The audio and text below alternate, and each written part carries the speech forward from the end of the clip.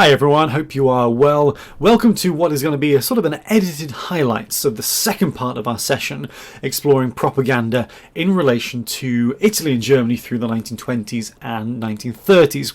I think before we were rudely interrupted by technological failures and the general awfulness of Microsoft Teams, work on it, we had established the groundwork and the foundations for the way in which propaganda was being used in this period of time and in the social context, and we were just about to draw out some of the more striking illustrative examples of what was happening in that period. We just started to speak about fascist Pinocchio. And so to put this in context, if you missed it earlier on in the week, Pinocchio is of course an Italian story originally, and it's stemming from the 1880s, so a late 19th century beloved children's folk tale, yes? Well, of a sort. It's actually a story about morality more than anything. The original Pinocchio was not a very pleasant character at all. He was quite malevolent, would play mean tricks on those who were supposed to be his friends, and generally, the most diplomatic way to put it is generally Pinocchio was a bit of a dick. So much so that in the original version, he's actually executed in a fairly grim and bleak fashion. I mean, if you look at the actual writings that describe the way of the life and like his final breaths ebbing from his body, it's incredibly bleak. It's sort of a not suitable for children style narrative. But original Pinocchio, Italian, not pleasant, executed by his so-called friends. Now, that to one side, Pinocchio is still regarded as quite a lovable figure. He goes through various forms of reform and reimagining. But either way, he is a recognisable Italian folk figure, or an Italian literary figure. Perhaps a little bit of the two by the time we reach this period of Italian history. Pinocchio is liberally utilised by Italian fascism as part of its propaganda machine. And again, I think that what this reflects is the popularity of Pinocchio more than anything. The type of messages that's being conveyed through the propaganda isn't particularly distinctive from other forms of propaganda that we've seen. What makes it stand out is the use of what we might describe as a recognisable, lovable, depending on what you love, lovable children's figure. So it's sort of that question of who is fascist Pinocchio appealing to. Now, one of the things I was at pains to stress earlier in the week in relation to Germany and the importance of things like the Grimm brothers folk tales is that those stories, while shared with children from early mid 19th century context through into the 20th, it's something that they're growing up with. So it's a narrative that they are being familiarised with. So if you have folk tales which go on at length about how problematic outsiders or foreigners are, then that's something that could well get ingrained. Same thing in relation to the narratives which are belittling towards Jewish people, which is something that appears throughout a number of the Grimm brothers' stories, at least in the original publications they did. Again, it also sits in here and establishes a narrative and a rhetoric and a series of stereotypes which stay with people into adulthood. I'm not necessarily saying that the Grimm brothers' stories taught people things in that sort of formal fashion. It was more about the process of influencing and shaping opinion that we see coming through. And I would contest that's what's happening with fascist Pinocchio. He is a recognisable figure that many people in Italy will have grown up with, now being utilised as a sort of a representative figurehead of Italian fascism. In this image, I think I've included 4 images of fascist Pinocchio. Here you see the black-shirted fascist Pinocchio with the he has the Italian flag with the fascist symbol with the fasci bundle running down the middle. Here he is attacking, as original Pinocchio may well have done. Here he is attacking a communist. form of Pinocchio. Yeah, kind of. Another puppet at the very least. You might be able to make out that he's having the castor oil poured down his throat. And this is, again, one of those famous, albeit regional, punishments that were administered by numerous members of the black-shirted movement. You might remember a long time ago I talked about how different unusual punishments were implemented by different branches of the black shirt movement. Frozen fish had been used, is literally chasing and beating people with frozen fish, was a form of punishment that specific branches of the black shirts made use of. So this, whilst not quite being ubiquitous, is probably one of the most common forms of punishment that we see. And there, fascist Pinocchio is looking very happy with himself whilst administering this dose to the unfortunate communist in the narrative. So it's a humorous picture. That's its intention, but at the same time it's supposed to be showing the superiority of fascist Pinocchio over communist or indeed non-fascist sub-Pinocchio, or whatever the appropriate terminology for this puppet is. Nonetheless, there we are. As we move on, we have lots of different depictions and different contexts in which fascist Pinocchio appears. Here, perhaps what's important, is that Geppetto, the creator. Sorry, my arm's in the way. Over there, sort of the slightly creepy, old-looking guy with his hands together. I'm going to presume that's Pinocchio's creator. But surrounding him are a number of fascist Balila children, all giving the fascist salute, whilst Pinocchio gives his fascist salute as well. His clothing is a little bit different. It's more comical and clown-like, but nonetheless, what it's doing is conveying a message of the childhood connection between Pinocchio and the fascist youth, and showing it in a positive context. Again, all the children are very happy. Creepy old guy is happy. Pinocchio's happy. Everybody's happy in this particular take on fascism. So far, so relatively neutral. Okay.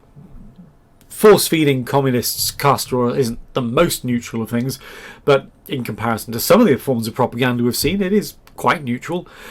Whereas this is relatively neutral as well. It's just Pinocchio giving salutes surrounded by children. Things do escalate though, and in the other two examples I wanted to show you in relation to fascist Pinocchio, we see a more racial narrative being introduced. Here, Pinocchio Instruttore del Negros. Here, Pinocchio is kicking the Ethiopian king, or the king of Abyssinia as was, in the face, whilst giving the fascist salute. It's clearly casting the context of Italian or fascist Italian expansion into African territories. And here Pinocchio is sort of the heroic figure, kicking the Abyssinian / Ethiopian king in the face. And you'll note that whilst the king has a golden crown, the rest of his clothes are tatty and broken, whereas fascist Pinocchio's clothes are, complete at the very least. He looks quite refined and smart, relatively speaking. It's a narrative of superiority, that whilst Pinocchio might be small, he is mighty in comparison, or as a representative of the Italian state, he is mighty in the face of the physically larger Abyssinian presence.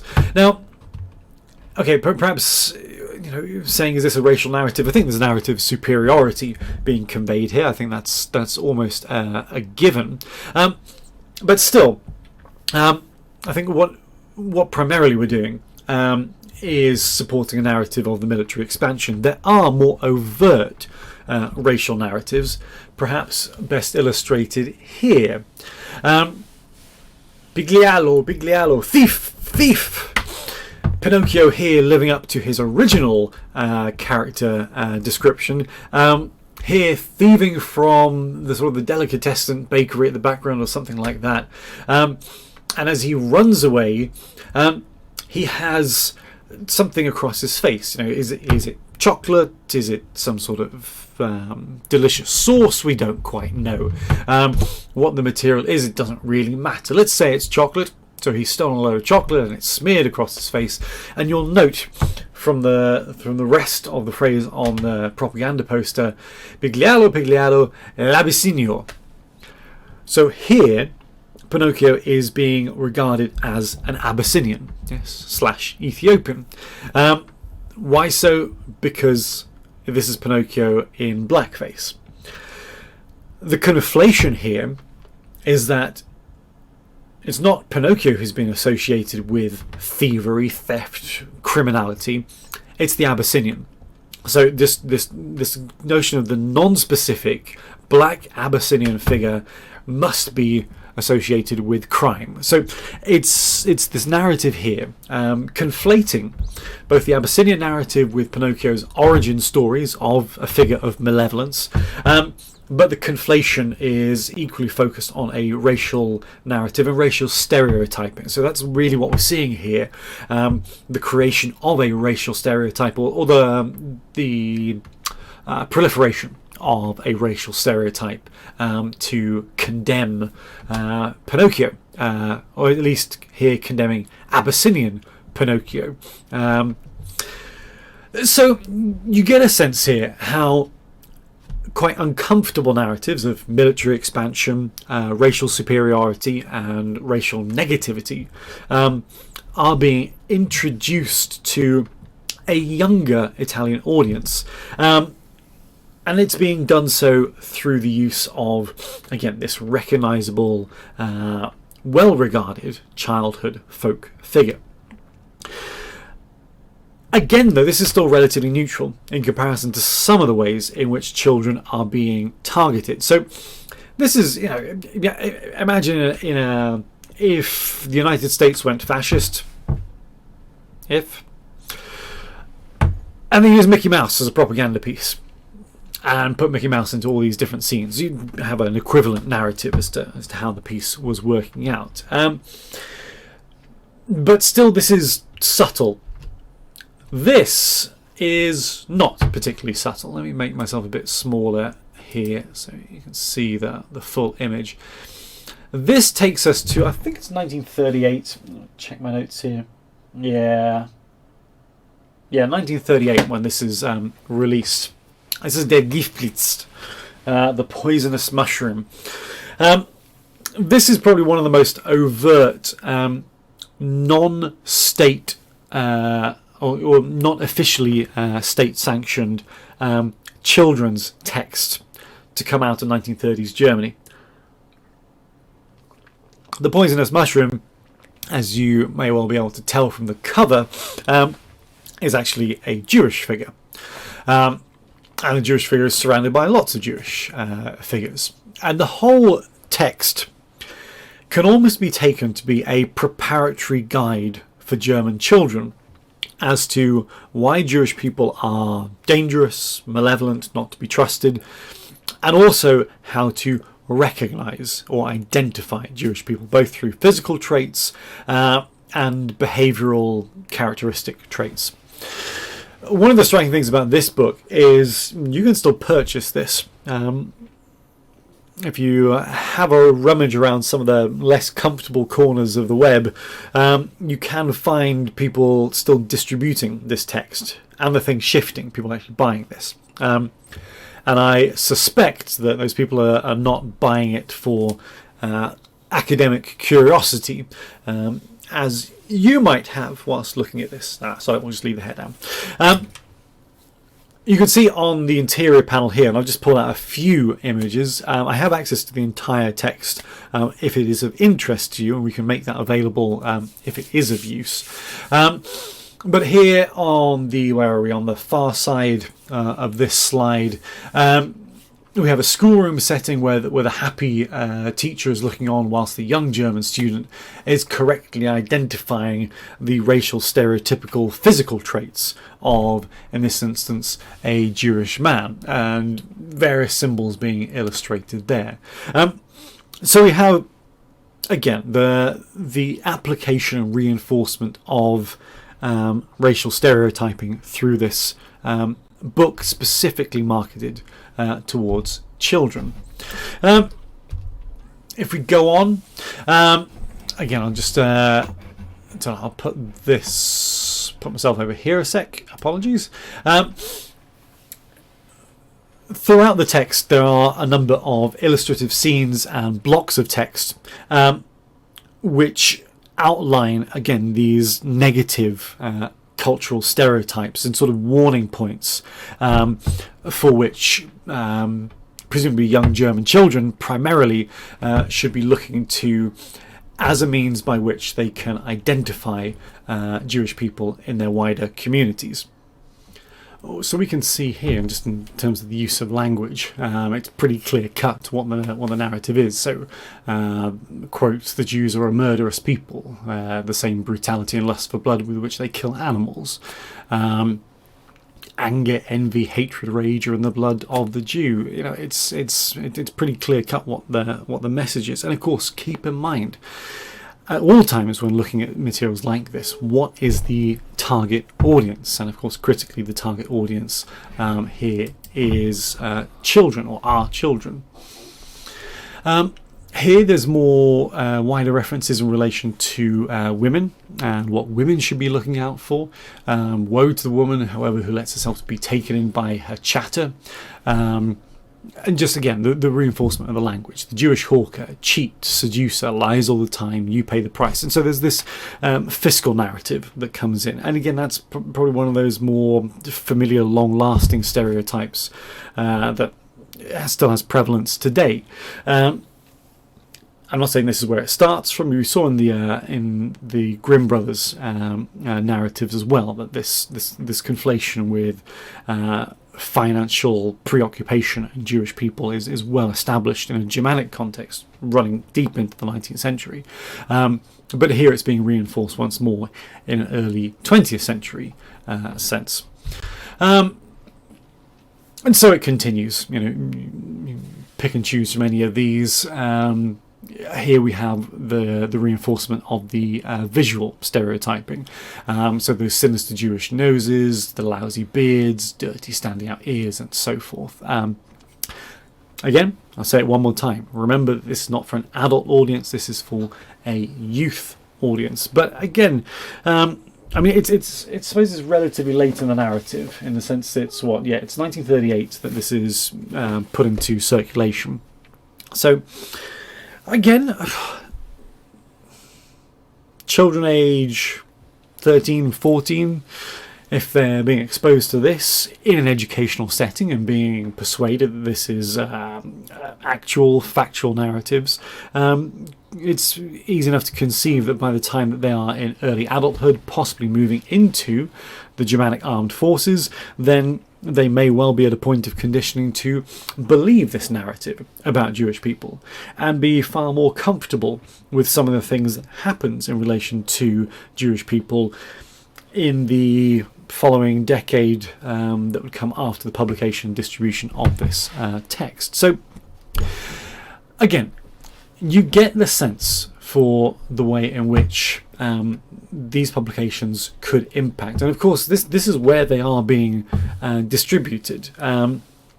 There's obviously a wider reach for Die Giftblitz, but we know that they are being used in a school setting as well. This is a publication that unsurprisingly is being looked upon pretty favourably by the Germanic state, and its distribution is actively encouraged. Now that's very much looking at what's taking place in the publications that are sort of non-formalised. So these aren't publications that we've looked at so far that are being formally distributed or produced for state education, for instance, but you wouldn't be surprised to see them crop up in that context. What I wanted to do was give a bit of time to think about the actual curriculum, and in particular we'll look at this from a Germanic context and think about how the same propaganda themes were appearing in a formalised education setting. Now, we've sort of already done this in relation to Italy. Earlier on in the week, and indeed earlier on in the module, we've looked at Italian textbooks where children are appearing in clear militaristic uniforms, children associated with weaponry, these reference points to being able to read and being able to carry a musket is part of having a complete education. So in terms of certainly the male perspective in a school setting, there's a very clear agenda at play. It's a little bit fuzzier in terms of the Italian female perspective, but this push towards domesticity is a clear part of that narrative, and it's something that we see as well very clearly articulated in a Germanic setting as well. Let me just move this on. Again, we'll try and do this relatively quickly because there's so much overlap between this and what we've seen before in relation to Italy, but this is some of the interiors, of Germanic textbooks, and just as we saw that overt emphasis on the importance and influence of Mussolini, you see the similar process at play in relation to Hitler. You have these rhymes denoting loyalty, fealty to, as you can see repeatedly through here, reference to Mein Führer. And this runs as a sort of a consistent narrative in many textbooks as we're going through the 1930s. Again, similar to what we've seen in relation to Mussolini. Just reinforcing those gender narratives here. Clearly defined in the school setting that whilst educational opportunities were there for women or for girls and younger women, the emphasis was primarily pushed onto motherhood and the domestic sphere. So you can see here a schoolroom setting where girls are, I'm presuming, repairing military clothing, and you can see they're being monitored and assisted, or I think monitored is probably the best word for it, by a young German male, checking that their stitch work and thread count is accurate, or something like that. I don't really do much with seaming. But that picture sort of encapsulates the sort of the stereotype of the female experience in a Germanic Nazi educational context. I stress this is challenged in the final days.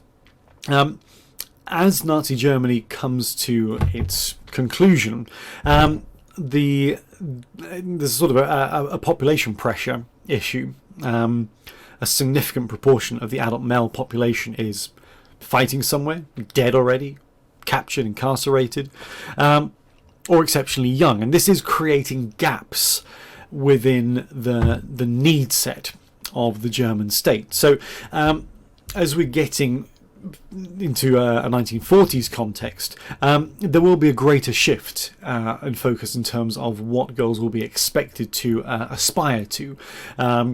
And this will see a greater emphasis on things like manufacturing, for instance, coming into their curriculum. So, if anything, the progression of the Second World War will see to a progression in the scope of learning opportunities for young women in a Germanic context, which I suppose is an interesting consequence. Now, what is perhaps consistent in many of the sort of state-approved children's textbooks is the emphasis on family. And again, I think this is a wonderful little image here, showing first of all a very large family, and this echoes that emphasis within fascism on the battle for births. Okay, not in an Italian context here, but certainly in a Germanic context, there was that same pressure being placed on families to, well, be families first and foremost, but also to have very large families. So that's consistently portrayed here. But within the family dynamic, certain tropes are being reinforced once more. You see the young boy in the centre, it looks like a young boy to me, in this black clothing, painting a swastika. So again, the importance of certain imagery being reinforced.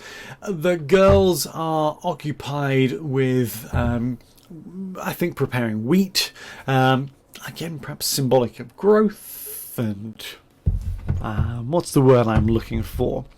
Oh, you know what? It's gone completely out of my head. If I was inclined to do so, I'd do an edit and replace it later. Fertility. I knew if I just kept waffling it would come back to me. Perhaps representative of fertility. Perhaps. It might be a stretch, but nonetheless.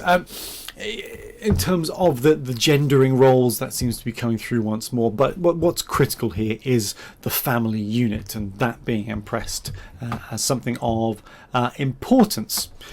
Now, where we have some overlap in terms of the curriculum for things that we looked at in other sessions, this is perhaps really important. This is where the archaeology comes back into it. You might recall I stressed within the session on archaeology that this would bleed into educational perspectives. So this is looking at that diffusion narrative again, and we talked about why that was problematic and some of the reasons why it's ultimately been dismissed as a theoretical approach. But here you can see it being replicated within school textbooks. And so a classic diffusion map here showing the spread from a Nordic Germanic context, and here the Germanic influence is being shown spreading over, well, it's covering all of Europe, but it's going beyond as well into the Middle East, which is an interesting extension of the model. Again, this is something that is being replicated in school textbooks, but it's coming out of the realm of pseudo-archaeology. So once again, when we question it in pseudo-archaeological context and we say, well, okay, it might be problematic, but is it really impacting on society? Well, this is where the impact comes from. Bad history can still end up in school history or school textbooks. And of course, there's an ideological agenda at play here, which is shaping and influencing what's going on. But this is very clearly a product of the pseudo-archaeology that we talked about in week 6 of the module. So striking to see it manifest here. There are, of course, other ways in which that propaganda is manifest, and this is, I think, one of the most striking examples. Let me switch myself off if I can. There we go. That's me disappeared for a minute.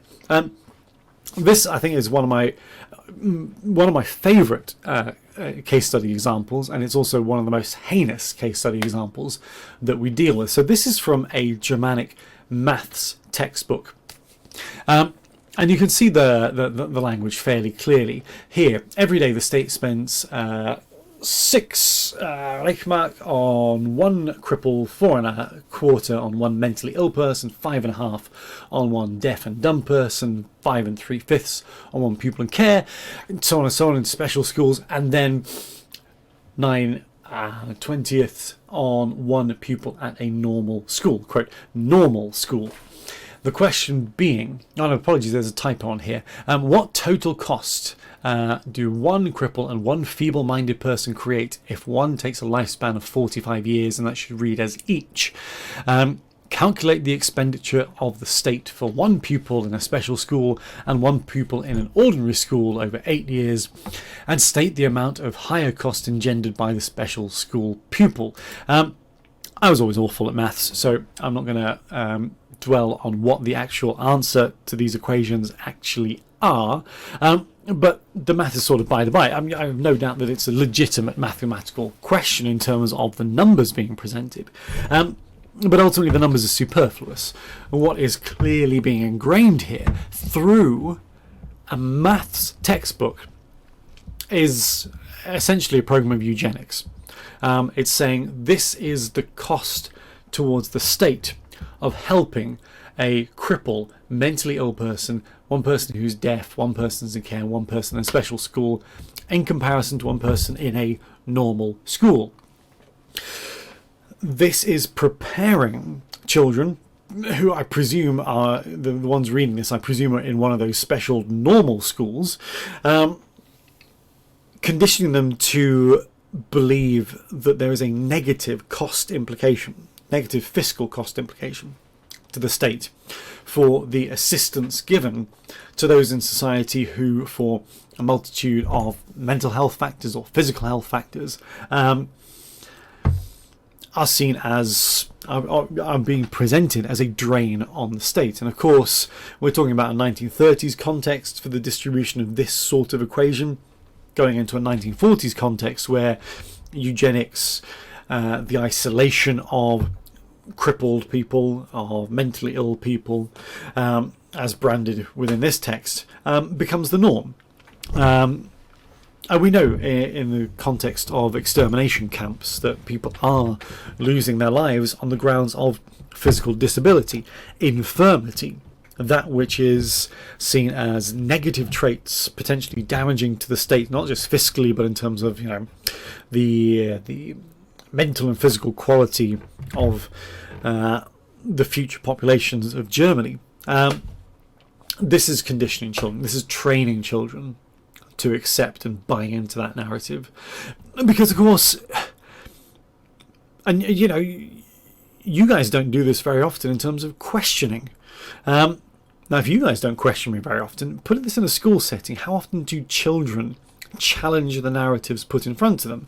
It's highly unlikely that you know, young little German is going to be sat there in his maths classroom and says, hold on a minute, there's something ethically dubious about the content of this mathematical equation. I think we need to rebrand it for something a little bit more socially respectful. Seems unlikely. What's more likely is, okay, so that's the way of the world. People who are sick are fiscally damaging to the state. Well, that makes them a bad thing. That's the more likely consequence coming out of this period. So again, it's not so much the equation, it's the wording and the framing of it which is most important. Let me just check. Okay, so that's probably where I want to finish things in terms of the recording. There is some specific reading on this about the German gymnasium and the German ideal. I did want to talk a little bit about Germanic dance in the context of education and propaganda, because there's a really interesting way in which forms of dance are manipulated to become more Germanic, for want of a better phrase. There was a particular agenda that comes in and highly influences and alters the way in which gymnastics,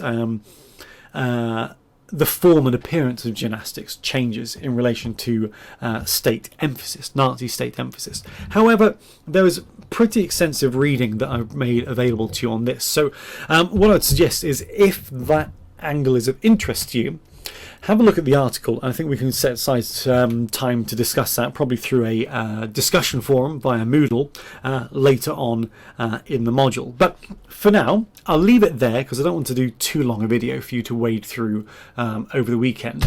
You know, when you have reference points like this, it's incredibly striking. But let's go back to, I mean, this is the sort of the really uncomfortable stuff to end on.